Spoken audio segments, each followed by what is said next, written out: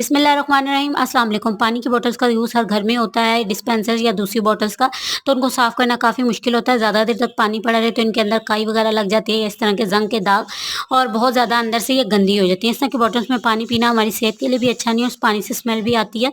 इसको साफ़ करना काफ़ी मुश्किल होता है और हमारे पास एक ही हल बचता है, या तो हम इन बॉटल्स को फेंक दें या फिर इन बॉटल्स को बेच दें। तो मैं आज आपके साथ बहुत ही आसान सा हल शेयर करूँगी, जिससे आप इन प्लास्टिक की बॉटल को बहुत आसानी से साफ़ कर सकते हैं। अब हम जो यहाँ पर मैंने लिया है सिरका, तो मैंने बड़ी बोतल का यूज़ किया, उस हिसाब से मैं इसमें आधा कप जितना सिरका ऐड करूँगी। सफाई के काम को तेज़ करने के लिए और हर तरह के स्मेल और जो इसमें जरासीम होते हैं उनको मारने के लिए यहाँ पर मैं सोडे का ऐड कर रही हूँ। ये सोडा आपको बाज़ार से इजीली मिल जाएगा। ये बेकिंग सोडा है और इसको ऐड करेंगे, इससे एक तो हर तरह के दाग धब्बे इसमें से निकल जाएंगे। दूसरा ये है कि अक्सर हम बोतलों को नॉर्मल पानी से वॉश भी कर लें तो इनमें से एक स्मेल सी आती रहती है और जरासीम जो है वो अंदर फैलते रहते हैं, तो वो सारे इसमें से ख़त्म हो जाएंगे। अच्छी तरह से आपने इन दोनों को पूरी बॉटल में फैला लेना है। 1 टेबलस्पून जितना आपने इसमें नमक ऐड कर देना है, ताकि इसका काम जो है वो बहुत तेज़ी से हो सके। खाने के लिए मैंने इसमें थोड़ा सा गर्म पानी ऐड किया है।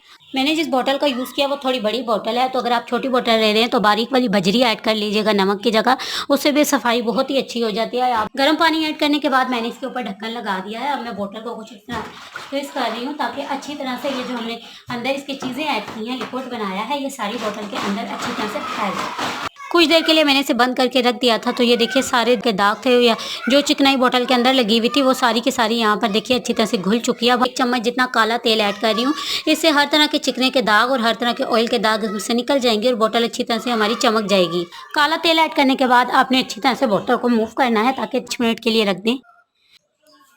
बोतल में से थोड़ा सा लिक्विड मैंने निकाल लिया है। जब तक अंदर से काम हो रहा है तो हम बाहर की सफाई कर लेते हैं। थोड़ा सा लिक्विड लेकर आपने पूरी बोतल पर अच्छी तरह से स्क्रबर की मदद से या इस तरह जाली की मदद से अप्लाई करना है और बोतल को रगड़ लेना है, ताकि जब तक अंदर से बोतल साफ हो रही है बाहर से भी हमारी बोतल अच्छी तरह से साफ हो जाए। धब्बे उतर चुके हैं, अंदर जो हमने लिक्विड ऐड किया था उसने अपना काम कर लिया है। क्योंकि बोतल का मुंह खुला है तो हाथ मेरा थोड़ा सा अंदर जा सकता है। अगर बोतल का मुंह तंग है तो आप इसमें यहाँ पर बजरी ऐड करके उसे अच्छी तरह से शेक कर लें तो साफ़ हो जाती है।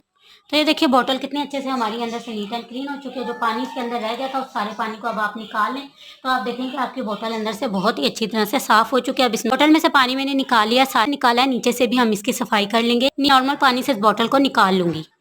बॉटल को मैंने पानी से निकाल लिया। बॉटल हमारी बहुत अच्छे से नीट एंड क्लीन हो चुकी है। हर तरह के जो दाग धब्बे थे, जो काई थी, जो स्मेल थी, जरासीम से सब के सब निकल चुके हैं। हफ्ते में एक बार आप इसे सिरके वाले पानी से ज़रूर वॉश किया करें, इससे स्मेल नहीं आती पानी में से और जरासीम भी मर जाते हैं। उम्मीद है मुझे कि मेरा ये तरीका आपको पसंद आया होगा और आपके बहुत ज़्यादा काम आएगा। बिफोर और आफ्टर दोनों आप चेक कर सकते हैं कि बॉटल कितने अच्छे से हमारी नीट एंड क्लीन हुई है और बहुत ही अच्छे से बॉटल हमारी साफ़ हो चुकी है।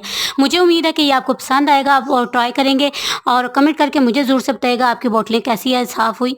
और अच्छी लगे तो लाइक शेयर कमेंट और चैनल को सपोर्ट कीजिएगा।